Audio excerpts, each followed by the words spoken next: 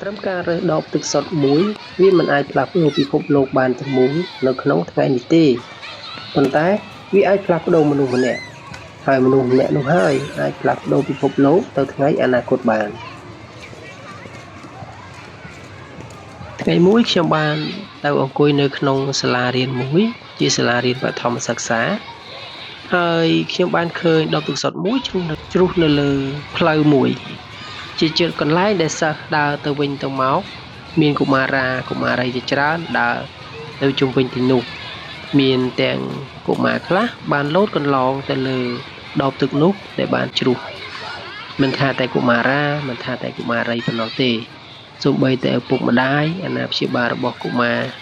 ដែលមករៀននៅសាលានេះក៏គាត់ហាក់មើលជាមិនអើពើទៅលើដបទឹកដែលបានជ្រុះនោះដែរហើយជាក់ស្ដែងខ្ញុំក៏មិនដឹងដែរថាដបទឹកនេះជារបស់អ្នកណាជ្រុះពីពេលណាខ្ញុំមកអង្គុយនៅក្រោមដើមឈើខ្ញុំចាប់ផ្ដើមដកសៀវភៅតូចមួយរបស់ខ្ញុំមកអានខ្ញុំងាកក្រឡេកមើលទៅស្រាប់តែឃើញដបទឹកនោះនៅពេលនោះខ្ញុំបានចាប់ផ្ដើមសង្កេតមើលថាតើដបទឹកនេះនឹងត្រូវបានរើសដោយអ្នកណាដោយកុមារាដោយកុមារីឪពុកម្ដាយឬក៏អាណាព្យាបាលឬក៏លោកគ្រូអ្នកគ្រូខ្ញុំបានចំណាយពេលសង្កេតនៅទីនេះប្រហែលជិត10នាទីជាលទ្ធផលគឺខ្ញុំមិនទាន់បានឃើញមានកុមារាកុមារីឬក៏នរណាម្នាក់បានរើសដបទឹកនោះយកទៅចោលនៅក្នុងធុងសំរាមឬក៏រើសចេញពីទីនោះឡើយមានថែមទាំងពេលខ្លះកុមារាកុមារីខ្លះគាត់បានជន់លេងទាត់ទៅវិញទៅមកដែលជាធ្វើឲ្យដបទឹកនោះរមៀលចុះឡើងស្ទើរពេញទីធ្លាតែម្ដងបាទពិតណាស់ត្រឹមដបទឹកមួយវាមិនមែនជាបញ្ហាធំទេប៉ុន្តែអ្វីដែលជាបញ្ហាធំនោះគឺអរិយាប័ត្រការយកចិត្តទុកដាក់ទៅលើផ្នែកអនាម័យតើបងប្អូនដឹងទេទីធ្លាសាលារៀនគឺជាកន្លែងដែលយើងគិតថាមានកន្លែងស្អាតមានអនាម័យដែលធ្វើឲ្យកូនកូនតូចៗរបស់យើងមានសុខភាពល្អជាកន្លែងដែលបណ្ដោះនៅអរិយាប័ត្រល្អការយកចិត្តទុកដាក់ទៅលើអនាម័យបាទហើយប្រហែលជាគិតថាមិនដឹងរបស់អ្នកណាខ្ញុំមិនខ្វល់ទេព្រោះមិនមែនជារបស់ខ្ញុំផងខ្ញុំដើរតតហើយក៏ដើរផុតចេញទៅហើយក៏មានឪពុកម្ដាយជាអាណាព្យាបាលមកទីនេះគាត់ក៏មិនបានចាប់អារម្មណ៍ទៅលើដបទឹកនេះដែរ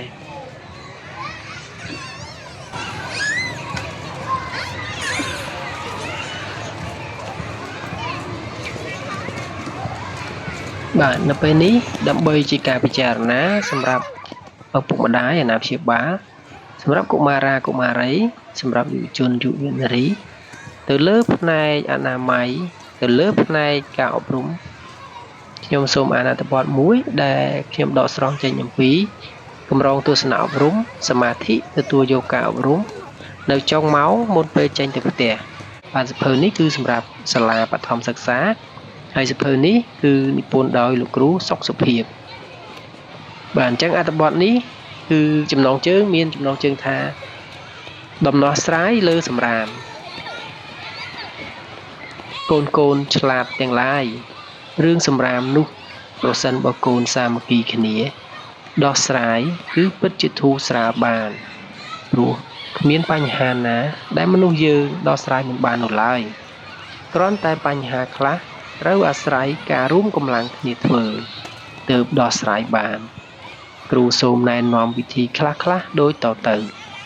1. កូនម្នាក់ត្រូវគ្រប់គ្រងសម្រាមផ្ទាល់ខ្លួនឯងគឺសម្រាមរបស់កូនខ្លួនឯងត្រូវខ្ជាប់ច្រកដាក់ស្បោងរួចយកទៅដាក់ក្នុងធុងសម្រាមទីសាធារណៈ 2. បើសម្រាមនោះជាប្រភេទសម្រាមអាចលក់បានដូចជាដបជ័រកែវជ័រកំប៉ុងទឹកក្រូចកំប៉ុងស្រាជាដើមកូនត្រូវដាក់ក្នុងធុងរបស់សាលាយើងដើម្បីលក់សន្សំប្រាក់នោះទុកទិញជាកុំព្យូទ័រជាដើមសម្រាប់កុមារស្វែងយល់សិក្សារៀនសូត្រតើវិធីទាំងពីរនេះកូនអាចធ្វើបានឬទេសម្រាមលក់បានសន្សំទុកលក់បើលក់មិនបានចោលឲ្យឆ្ងាយសម្រាមយើងអាចគ្រប់គ្រងបានចូលកូនគ្រប់ប្រាណសាមគ្គីគ្នា ថង់កញ្ចប់បាយរៀងអង្គាចោលចុះនៅមាធុងខាងក្រៅដបជួរកែវជួរនិងកំប៉ុងសាលាមានធុងកុំមងសៅសន្សំទុកយូរលក់វាទៅប្រាក់នោះគង់នៅទិញវត្ថុល្អមេក្រូអំភ្លីខ្សែចម្លងវត្ថុចម្បងកុំព្យូទ័រ